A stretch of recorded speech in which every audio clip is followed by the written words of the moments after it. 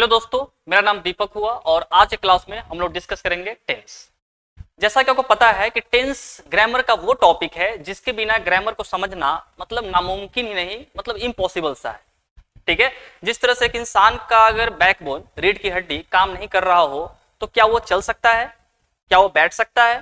क्या वो दौड़ सकता है? बिल्कुल भी नहीं। इन द सेम वे, सिर्फ बिल्कुल वैसे ही अगर आपको टेंस नहीं आता है, ग्रामर में इंग्लिश में टेंस नहीं आता है, तो टेंस के बिना इंग्लिश ना आप समझ सकते हैं, ना बोल सकते हैं, ना लिख सकते हैं, कुछ भी नहीं कर सकते।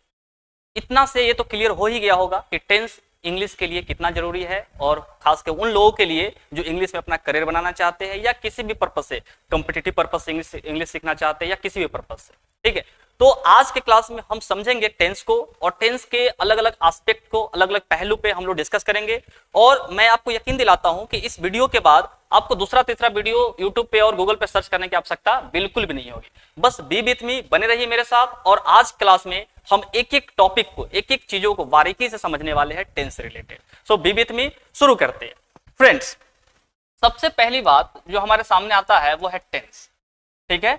जब हम टेंस को देखते हैं तो हमारे दिमाग में एक क्वेश्चन आता है कि टेंस होता क्या है भाई। बहुत सारी किताबें हमने भी पढ़ा है, आपने भी पढ़ा होगा। टेंस डायरेक्ट शुरू कर दिया जाता है, टेंस को डिफाइन नहीं किया जाता है। तो डेफिनेशन डिफाइन करने को, किसी भी चीज को डिफाइन करने के हजारों तरीके हो सकते हैं, बट मैं उस हजारों तरीकों में से सबसे जो सरल तरीका है, सबसे सिंपल तरीका है, मैं उस तरीकों को अपनाते हुए आपको समझाने की कोशिश करता हूं। बस मेरे साथ बने रहिए और यकीन कीजिए कि इस क्लास के बाद आपको टेंस सिर्फ मतलब समझ में नहीं आएगा, बल्कि टेंस पे वो कमांड हो जाएगा जो लोग 5 साल 3 साल से टेंस सीख रहे हैं उनको उतना कमांड नहीं होगा, उससे ज्यादा आपको हो जाएगा। बस बी विथ मी। देखिए दोस्तों, टेंस को डिफाइन करने का सबसे आसान तरीका यह है कि study of different verb form is called tense. हजारों तरीका है, मैं और कॉम्प्लिकेटेड डेफिनेशन आपके सामने पेश कर सकता हूं, बट मैं नहीं करूंगा। मेरा मकसद इतना है कि आपको समझ में आ जाए और आप जिस पर्पज से टेंस मेरे क्लास को अटेंड कर रहे हो वो पर्पज आपका फुलफिल हो जाए, दैट्स ऑल। ठीक है। तो basically the study of different verb forms is called tense. Basic है भाई, बेसिक है, बहुत सिंपल है। टेंस क्या होता है भाई? टेंस हम उस टॉपिक को कहते हैं, ग्रामर के उस टॉपिक को टेंस हम कह सकते हैं जिस टॉपिक में हमें वर्ब के अलग अलग फॉर्म्स का स्टडी करना होता है। आपको पता है कि इंग्लिश में वर्ब के 5 फॉर्म्स होते हैं, जिसको V1 के रूप से, V2, V3, V4 और V5 के नाम से जानते हैं। हर का अपना नहीं, जितने भी V1 है, V2, V3, V4, V5, इसका अपना अपना नाम भी है। इसका डिस्कशन हम बाद में करेंगे, जैसे हम क्लास प्रोसीड करेंगे आपको समझ में आते रहेगा। हो सकता है कि टेंस थोड़ा सा लंबा टॉपिक है तो मुझे पार्ट 2 पार्ट 3 बनाना पड़ सके, पार्ट 3 तक टारगेट लेकर चलते हैं, लेकिन उम्मीद करते हैं कि आज जितना कवर हो सके मैं करूंगा कवर। ठीक है। तो मैं मानकर चलता हूं कि ये समझ में आ गया होगा कि डिफरेंट वर्ब फॉर्म्स, याद रखिएगा डिफरेंट वर्ब फॉर्म्स। इंग्लिश में बहुत सारे वर्ब फॉर्म्स होते हैं और ग्रामर के जिस टॉपिक में उन अलग अलग वर्ब फॉर्म्स का हम स्टडी करते हैं, उसको समझते हैं, उसको एनालाइज करते हैं, उसी को हम टेंस कहते हैं। तो टेंस मतलब study of different verb forms के अलावा कुछ नहीं है, डिफरेंट वर्ब फॉर्म्स का स्टडी ही टेंस है, इतना आप समझ लीजिए। ठीक है। चलिए, पहली बात आई होप ये क्लियर हो गया होगा। अब हम दूसरी बात पे आते हैं, और दूसरा जो सबसे इंपॉर्टेंट फैक्ट है टेंस को लेकर वो समझिए। देखिए, इंग्लिश दुनिया की वो लैंग्वेज है ना जिसका अपना कोई अस्तित्व ही नहीं है। हंसी आ रही होगी आपको? बिल्कुल हंसी आने वाली बात है, मुझे भी हंसी आई जब मैं पहले सीखा। इंग्लिश दुनिया का वो भाषा है जिसका कोई अपना अस्तित्व नहीं है। मतलब ये है कि इंग्लिश वो भाषा है जिसका निर्माण जो बना है दुनिया के अलग अलग भाषाओं से, कुछ वर्ड्स लेकर, कुछ सेंटेंसेज लेकर, कुछ फ्रेजेस लेकर, कुछ इडियम्स लेकर। आपको जान के हैरानी होगी कि इंग्लिश वो भाषा है जिसमें लगभग 70% वर्ड्स जो लिया गया है, 70% डिक्शंस वगैरह लिया गया है, वोकैबुलरी लिया गया है, वो लैटिन भाषा से लिया गया है। उसके बाद जो 30% है, 30% में ग्रीक भाषा से, यूरोप के अलग अलग लैंग्वेजेस से लिया गया है, हिंदी से लिया गया है भाई, संस्कृत से लिया गया है।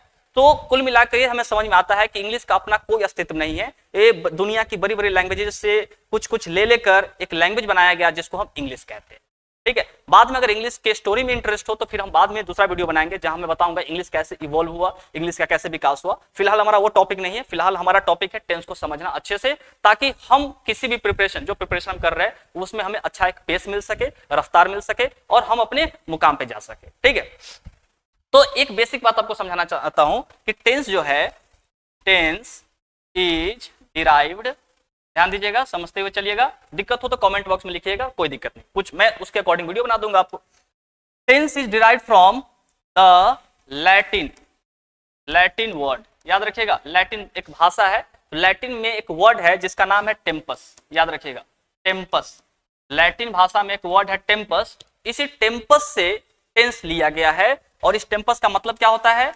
इस टेम्पस का मीनिंग होता है भाई टाइम। मतलब टेम्पस लैटिन भाषा का वर्ड है, उस टेम्पस से लिया गया है टेंस को, जिसका मतलब होता है टाइम। मतलब ये कि टेंस का अगर मैं मतलब पूछूं कि टेंस का मतलब क्या है, तो टाइम होगा। बिल्कुल स्वाभाविक सी बात है भाई, जब टेम्पस का मतलब टाइम है तो टेंस का मतलब भी टाइम ही होगा। तो बेसिकली पूरा टेंस में हम टाइम का तो स्टडी करते हैं भाई, पूरा टाइम का स्टडी जिस टॉपिक में करते हैं उसी को टेंस कहते हैं। डिफरेंट वर्ब फॉर्म का स्टडी जिस टॉपिक में करते हैं उसी को तो टेंस कहते हैं। अब मैं मानकर चल रहा हूं कि आपको दो बातें क्लियर हो गई होगी, डेफिनेशन और टेंस का ओरिजिन, टेंस का मूल कहां से है, मतलब कहां से वो लिया गया है। अगर इतना क्लियर है तो फिर हम आगे बढ़ते हैं और समझते हैं कि टेंस का आगे का क्या प्रोसीड है। तो समझते हैं, ध्यान दीजिएगा फ्रेंड्स। अब ध्यान दीजिए, जो सबसे इंपॉर्टेंट बात है ये कि इन इंग्लिश ग्रामर ध्यान से, मैं जान से रिपीट कर रहा हूं, जानबूझकर 2 बार 3 बार रिपीट कर रहा हूं, ताकि मेरा वीडियो देखने के बाद फिर आपको पढ़ना ना पड़े भाई, वीडियो देखते देखते याद हो रहना चाहिए, दैट्स ऑल। मेरा यही मोटिव है, क्योंकि मैं भी पढ़ा हूं, बचपन में मैं भी पढ़ा है। टीचर सिर्फ पढ़ाने के काम करते हैं, वो याद करवाने का काम नहीं करते, बट मैं वैसा टीचर नहीं, मैं चाहता हूं कि आप पढ़ते पढ़ते याद कर लो। बाकी काम में तो और भी बहुत काम करना है ना, आपको व्हाट्सएप चलाना है, फेसबुक चलाना है, चैट करना है, बहुत तरह की बात हो सकती है। मैं नहीं समझूंगा तो कौन समझेगा? मतलब आपकी उम्र का आदमी हो भाई, मैं समझ सकता हूं। सो बी विथ मी और समझिए ध्यान से। In English grammar there are 3 tenses. English grammar में टेंस कितने होते हैं? तो इंग्लिश ग्रामर में टेंस 3 होते हैं। कितने होते हैं? 3 होते हैं। कितने होते हैं? 3 होते हैं, एकदम याद रखना है भाई। पहला क्या होता है? तो पहला जो टेंस होता है उसको हम बोलते हैं प्रेजेंट टेंस।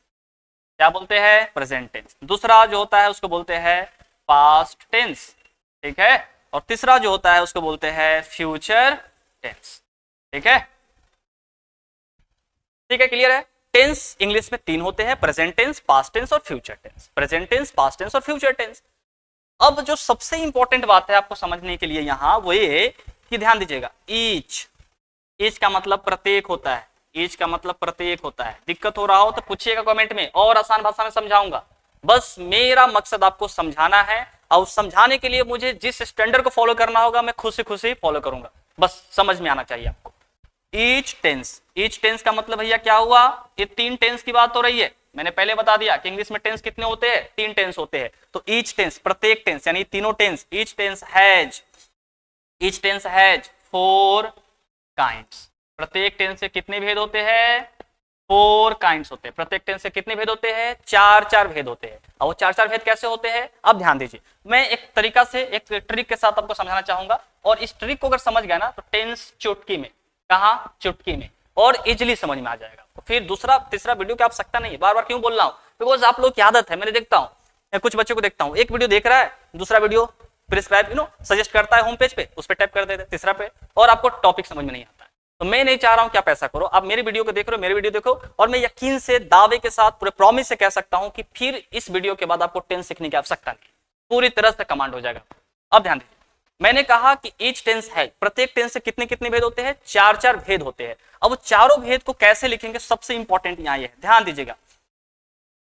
अब 4 भेद को देखिए थोड़ा सा। पहला जो भेद है, मतलब पहला जो काइंड है टेंस को, उसको हम बोलते हैं सिंपल। क्या बोलते हैं भैया? सिंपल।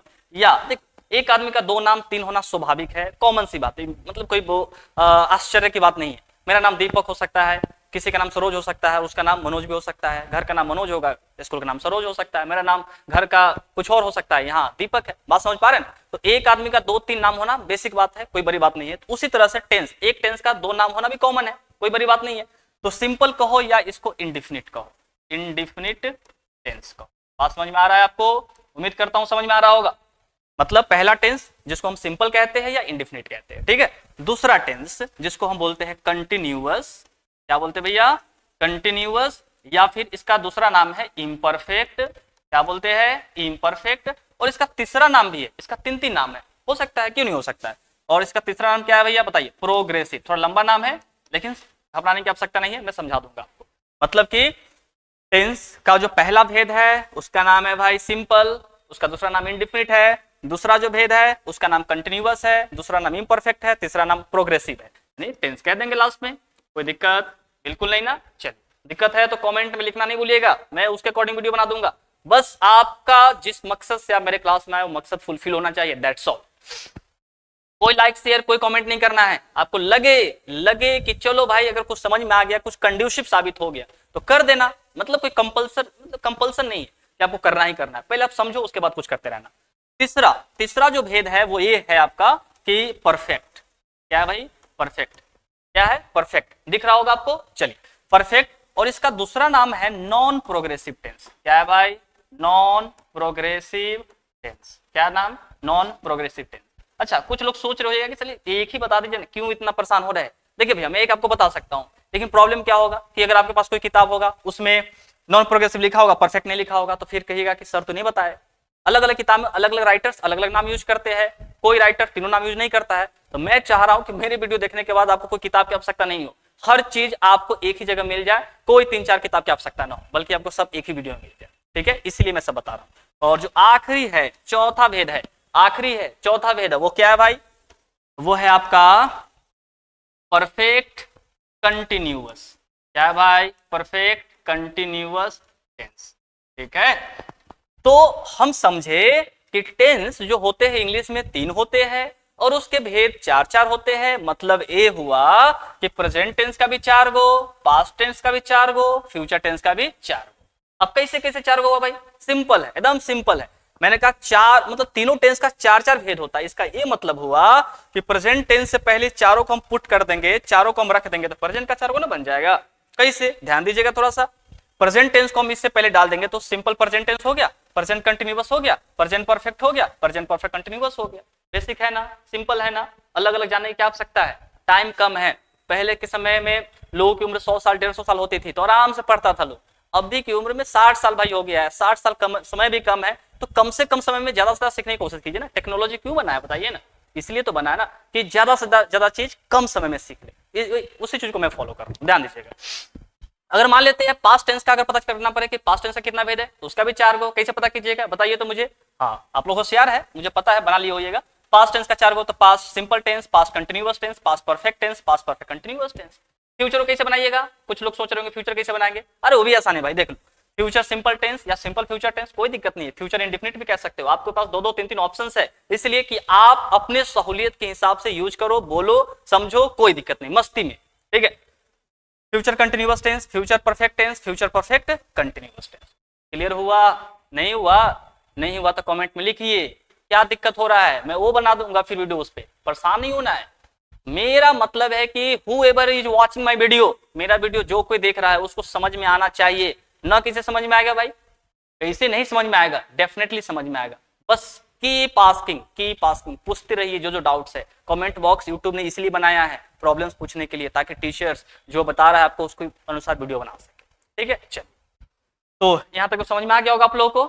बोलिए आया समझ में? मैं देख रहा हूँ आप लोगों को आया। चल तो आगे चलते हैं थोड़ा सा। अब देखिए टेंस तो आपको समझ में आ रहा होगा ना, कैसे समझ में आएगा भाई, हम पढ़ा रहे हैं, कैसे नहीं समझ में आएगा, आदमी के दिमाग की ना बात है। हम जब समझ सकते हैं तो आप ही समझ सकते हैं। अब टेंस जो है 3 हो गया, टेंस का 4-4 भेद हो गया, हर चीज मैंने आपको बता दिया। अब एक सबसे इंपॉर्टेंट ट्रिक्स मैं आपको बताने जा रहा हूं। मतलब आप ये समझ लो, ऐसा कहा जाता है, नहीं बल्कि फैक्ट है, कहा क्या जाता है, फैक्ट है, सच है, कि दुनिया में जितने भी सेंटेंसेज हिंदी में आते हैं ना, वो 75% सेंटेंसेज का जो अनुवाद होता है, ट्रांसलेशन होता है, वो टेंस के बेसिस पे हो सकता है। मतलब ये हुआ कि अगर आपको सिर्फ टेंस आता है अच्छे से, क्या आता है, टेंस अच्छे से आता है, तो 75% जो शब्द हम और जो वाक्य अपने डेली लाइफ में बोलते हैं उसको आप ट्रांसलेट कर सकते हैं। कितना परसेंट? 75 अब बात समझ रहे हो? 100 में से 75% सेंटेंस सिर्फ टेंस की बेसिस पे बना सकते हो। मतलब ये हुआ कि 75% इंग्लिश आप टेंस से बोल सकते हो। हाँ भाई बिल्कुल मैं सही बोल रहा हूँ, 75% इंग्लिश सिर्फ टेंस के बेसिस पे बोल सकते हो। तो टेंस तो अच्छे से समझना बहुत जरूरी है, बिल्कुल जरूरी है भाई, क्यों नहीं जरूरी है। जो चीज हमें 75% हेल्प कर रहा है तो हमें समझना चाहिए ना, क्यों, बेसिक बात है भाई। चलिए मतलब टेंस आने से 75% ट्रांसलेशन आप चुटकी में करोगे। किससे? चुटकी में। किसमें? चुटकी में। मतलब भी आसान होता है। अब बच कितना गया बताओ? 25% बच गया ना भाई, मैथ में आप लोग मजबूत है ना? कितना बच गया? 25%। हाँ, तो 25% जो बच जाता है उसमें मिसलेनियस आता है। मिसलेनियस समझते हो? तनका मोडाल से होगा, तनका सब्जेक्ट वर्ब एग्रीमेंट से होगा, थोड़ा सा अलग अलग चीजों से होगा, मतलब 75% टेंस होगा, 25% जिससे होगा वो बाद में बना लेंगे। बाद में लगातार तो हम आपके साथ है ना, लगातार उस पर बात करते रहेंगे। फिलहाल हमारा जो मकसद है वो टेंस को समझना है, यानी कि 25% अदर्स। ठीक है, मतलब ये हुआ कि 25%, क्या 25% किससे? टेंस से। किससे? टेंस से। हाँ भाई, टेंस से। तो चलिए टेंस को समझ लेते हैं भाई। अब देखिए, अब वही ट्रिक मैं आपको देने जा रहा हूं कि कैसे 75% जो सेंटेंस है हिंदी का, हमें सिर्फ टेंस अगर आ जाता है तो 75% हम बोल लेंगे इंग्लिश। हाँ भाई, हम वही बात तो कर रहे हैं भाई, 75% इंग्लिश सिर्फ टेंस आने से बोल लीजिएगा, मतलब फ्लुएंट इंग्लिश बोल सकते हैं। विश्वास कीजिए, यकीन कीजिए। कैसे? अब देखिए, हम इसको थोड़ा सा एक नया ट्रिक का नाम दे देते हैं, रामबाण ट्रिक कहते हैं इसको। कोई किताब में नहीं होगा, सिर्फ मेरे किताब में है, रामबाण ट्रिक्स। ट्रिक्स क्या बोले? रामबाण ट्रिक्स। आपको लग रहा है और भी कुछ बड़ा ट्रिक होगा तो उसका नाम दे दीजिए, रामबाण ट्रिक्स। दिमाग में आ गया तो दे दिए। रामबाण ट्रिक क्या है? ध्यान दीजिएगा, बहुत इंपॉर्टेंट है। रामबाण ट्रिक क्या है? ध्यान दीजिए। अगर मैं कहूं आपको कि प्रेजेंट, प्रेजेंट का मतलब क्या होता है? कुछ होशियार लोग हैं बोलेंगे वर्तमान काल। नहीं भाई, वो तो होता ही है, उनको पते है। ट्रिक बता रहे हैं ना, तो ट्रिक में थोड़ा सा अलग जानना होता है। डॉग माने क्या होता है? डॉग माने कुत्ता, बिल्कुल। तो प्रेजेंट माने है, हो, है, हो, हूं। इतना याद रख सकते हैं? अरे बोलिए ना भाई, रख सकते हैं ना? ठीक है, मतलब डॉग माने कुत्ता, तो प्रेजेंट मतलब है, हो, हूं। मैट माने चटाई, मैट माने चटाई। अब बुआ माने लड़का, तो प्रेजेंट माने है, हो, बस वैसे याद रखना है। इसका जो मतलब होता है हमको ही पता है, आपको ही पता है, वो जो पता है उसको असाइड रखिए, अलग रखिए, फिलहाल ये समझिए, ट्रिक समझना है। और मैं बोलूं कि पास्ट का मतलब क्या होता है, तो बोलना है आपको था, थे, थी। क्या बोलना है भाई? था, थे, थी। और जब मैं बोलूं फ्यूचर का मतलब क्या होता है, तो बोलना है आपको गा, गे, गी। क्या बोलना है? गा, गे, गी। फ्यूचर का मतलब हमको ही पता है, पास्ट का मतलब हमको ही पता है, प्रेजेंट का मतलब मुझे पता, अच्छे से पता है। बट आपको जो पता है, मुझे जो पता है, वो नहीं लाना है यहाँ भी, हमें कुछ नया करना है, इसलिए थोड़ा सा नए तरीके से सीखिए। प्रेजेंट मतलब याद रखना है, हो, हूं। पास्ट का मतलब याद रखना है, था, थे, थी। और फ्यूचर का मतलब याद रखना है, गा, गे, गी। समझ पा रहे हैं ना भैया?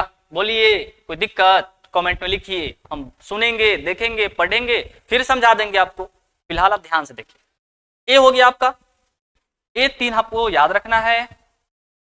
अब जो याद रखना है वो ए है सिंपल। मैंने बताया था कि प्रत्येक टेंस के 4 भेद होते हैं, उस चारों भेद में सबसे पहला नाम क्या है? सिंपल नाम है भाई। सिंपल कहिए, इंडिफिनिट कहिए, कोई दिक्कत नहीं, कोई दिक्कत नहीं होना चाहिए आपको। तो सिंपल का मतलब याद रखिएगा। सिंपल मतलब कथी? कथी बोला? क्या?